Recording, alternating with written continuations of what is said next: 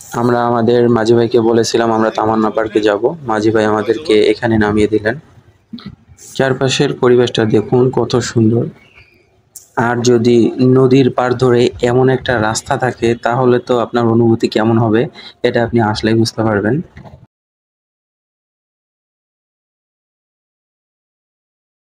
আসসালামু আলাইকুম। এখন বাজে সকাল ৯টা। আজ ১৫ই আগস্ট শুক্রবার। আজকে কোথায় যাব সেটা দেখার জন্য অবশ্যই আমাদের সাথে থাকবেন। নতুন, নতুন জায়গা দেখাবো। অবশ্যই নিজে দেখবো এবং আপনাদেরকে দেখাবো। তো ভিডিওটি অবশ্যই শেষ পর্যন্ত দেখবেন। সকাল সকাল বাসা থেকে বেরিয়ে পড়লাম। বাসা থেকে মেইন রোডে যেতে ৩ থেকে ৪ মিনিটের মতো সময় লাগবে। মিরপুর ১০ নম্বর থেকে আলিফ গাড়িতে উঠে পড়লাম মিরপুর ১-এর উদ্দেশ্যে।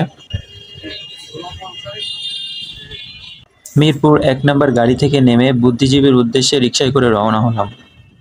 কারণ আমার ফ্রেন্ডরা সবাই ওখানে ওয়েট করতেছে, ওখান থেকে আমরা সবাই একসাথে যাব। আপনারা চাইলে আলিফ বাসে করেই দিয়াবাড়ি ঘাটে আপনারা যেতে পারবেন। আমি যেহেতু বুদ্ধিজীবী যাব তাই বাস থেকে নেমে রিকশা নিলাম। অবশেষে দিয়াবাড়ি ঘাটে এসে পৌঁছালাম। ইঞ্জিন চালিত নৌকাগুলো আমাদের জন্য ওয়েট করছে। চলুন নৌকায় ওঠা যাক। অবশেষে আমাদের নৌকা ছাড়ার সময় হলো। এখান থেকে আধা ঘন্টা পর পর সাদুল্লাহ ঘাটের উদ্দেশ্যে কিন্তু নৌকাগুলো ছেড়ে যায়। পরিবেশটা খুবই রৌদ্রোজ্জ্বল ছিল আর চারিদিকে পানি থই থই করছে। এই নৌকাটি সাদুল্লাহ ঘাট থেকে ছেড়ে দিয়াবাড়ি ঘাটে এসে পৌঁছালো। আধা ঘন্টা পর পর এমন নৌকা যাওয়া আসা করে।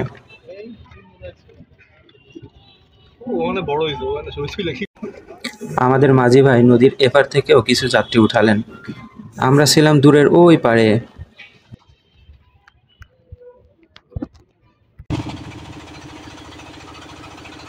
যাত্রী উঠানোর পর আমাদের নৌকাটি যথারীতি চলা শুরু করলো। চারিদিকে পানি থই থই করছে, কারণ এবছর প্রচুর বৃষ্টি হওয়ার কারণে আমাদের নদী নালাগুলো পানিতে ভরপুর।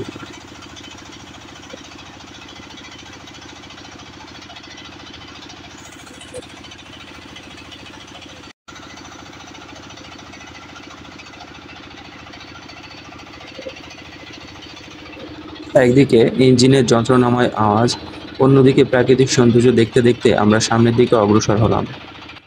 নৌকা ভ্রমণ কার না ভালো লাগে, তাও যদি হয় আবার এমন ভরা নদীতে। অদূরে অনেকে নদীর পাড়ে ঘুরতে এসেছে, অনেকে আবার নেমে গেছে সাঁতার কাটতে। যারা এমন ভরপুর পানির মধ্যে সাঁতার কাটতে নেমেছে তাদের সাহস আছে বলতে হবে। আমার মূলত বেশি পানি দেখলে ভয় লাগে, কিন্তু আবার নৌকা ভ্রমণ করতে খুব ভালোই লাগে।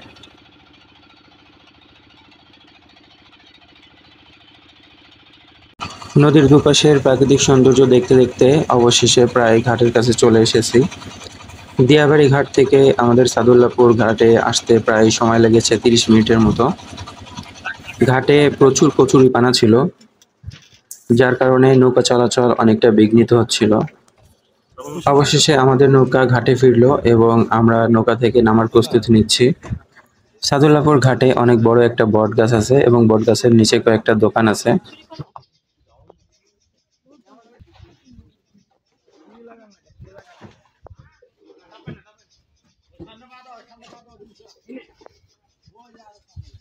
নৌকা থেকে নেমে একটা অটোরিকশা নিয়ে সাদুল্লাপুর গোলাপ গ্রামের উদ্দেশ্যে রওনা হলাম।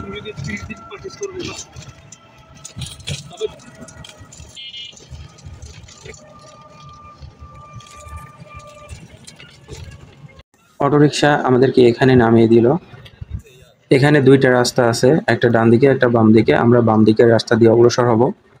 এই রাস্তা দিয়ে সামনে দিয়ে যেতে যেতে ডান পাশে বাম পাশে আপনারা অনেক ফুলের দোকান এবং রেস্টুরেন্ট বা খাবার হোটেল পেয়ে যাবেন। কিছু দূর অগ্রসর হতেই এরকম ফুলের বাগান দেখতে পাবেন। এখন যেহেতু ফুলের সিজন না, তার কারণে গোলাপের জমিতে খুব বেশি গোলাপ ফোটে নাই। তবে এসব জমিতে একবারে যে ফুল নেই তা কিন্তু না, এখানে মোটামুটি অনেক ফুলই আছে। তবে যখন ফুলের সিজন থাকে তখন যদি আপনারা আসেন তখন পরিবেশটা আরো অনেক সুন্দর থাকে এবং অনেক সুন্দর দেখায়। আচ্ছা, একটা বিষয় বলা হয় নাই, সেটা হলো আমরা সাদুল্লাপুর নৌকাঘাট থেকে এই গোলাপ গ্রামে আসা পর্যন্ত জনপ্রতি আমাদের ভাড়া নিয়েছে ২০ টাকা করে। আমরা ছোট বড় এমন গোলাপের জমি দেখতে দেখতে সামনের দিকে অগ্রসর হলাম। সামনে খুব চমৎকার একটা পরিবেশ দেখাবো, দেখতেই থাকুন। দিনটা ছিল রৌদ্রোজ্জ্বল, তাই আমাদের হাঁটতেও একটু কষ্ট হচ্ছিল। তবে পড়ন্ত বিকালে এমন পরিবেশে হাঁটতে খুব মজাই লাগে। আমরা যেহেতু দুপুরের দিকে গিয়েছিলাম, তাই আমাদের মাথার উপরে ছিল সূর্য। যা হোক, আমরা রোদের মধ্য দিয়ে হাঁটতে হাঁটতে একবারে রাস্তার শেষ সীমানায় এসে পৌঁছে গেলাম এবং এখানে এসে যে পরিবেশটা দেখলাম তা দেখে আমাদের আগের সে কষ্টগুলো সব আমরা ভুলে গেলাম।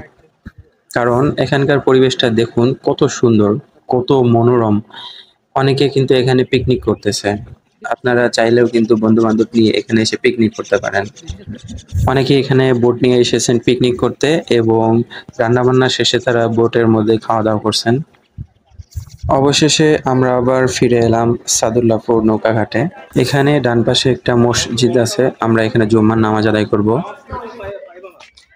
তাহলে এখান থেকে পড়ে যাবা? এই যে সেই মসজিদটা, যেটা কিনা মাদ্রাসা সংলগ্ন, এখানে আমরা জুম্মার নামাজ আদায় করব। মাদ্রাসার ভিতরে কয়েকটা বড় বড় বটগাছ আছে। আমরা অজু করে কিছুক্ষণ বটগাছের নিচে বিশ্রাম নিলাম। পরিবেশটা ছিল খুবই ছায়াঘেরা এবং শীতল। পরিবেশটা এতই সুন্দর ছিল যে আমি বলে বোঝাইতে পারবো না। আপনারা না গেলে অবশ্যই বুঝতে পারবেন না। নামাজ আদায় করে সাদুল্লাহপুর ঘাট থেকে আমরা আবার বোটে করে ফিরে যাচ্ছি আমাদের পরবর্তী গন্তব্যে। আমাদের পরবর্তী গন্তব্য তামান্না পার্ক, যেটা কিনা বেড়িবাঁধে অবস্থিত।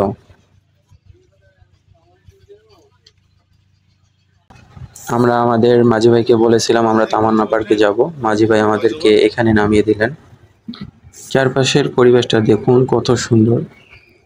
আর যদি নদীর পাড় ধরে এমন একটা রাস্তা থাকে তাহলে তো আপনার অনুভূতি কেমন হবে এটা আপনি আসলেই বুঝতে পারবেন। পরিবেশটা এত সুন্দর ছিল যে বলে বোঝানো যাবে না। তবে একটাই সমস্যা ছিল, সেটা হলো আমাদের সূর্যি মামা। যেহেতু তখন সময়টা ছিল দুপুর ২টা, আসলে তাপটা খুবই বেশি ছিল। সবকিছু উপেক্ষা করে আমরা সামনের দিকে অগ্রসর হতে লাগলাম। পড়ন্ত বিকেলে এমন পরিবেশে হাঁটতে কার না ভালো লাগে, আর সাথে যদি থাকে প্রিয়জন তাহলে তো কোনো কথাই নেই।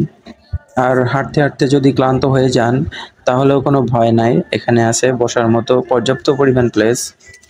আপনাদের বসার জন্য তারা কত সুন্দর বেঞ্চ তৈরি করে রেখেছে দেখুন।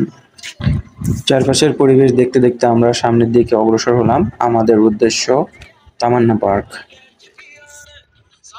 কিছুক্ষণ আগে আমরা ওই ব্রিজটাতে ছিলাম, এখন এই পাশে দেখুন তামান্না পার্কের একটা অংশ। এবং আমরা এখন এই রাস্তা ধরে মেইন রোডে উঠে যাব এবং মেইন রোড থেকে একটু সামনে গেলে আমরা তামান্না পার্কের গেট পেয়ে যাব।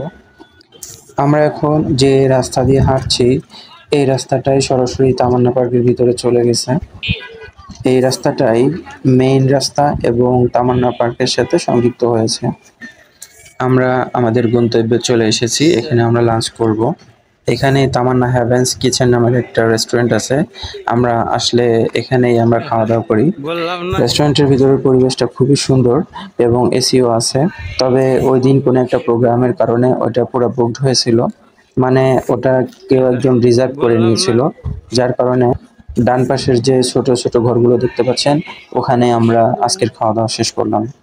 আমাদের খাওয়া দাওয়ার আইটেম ছিল ভাত, ২০ রকমের ভর্তা, লইট্কা মাছ ভাজি, স্পেশাল সালাদ এবং ডাল।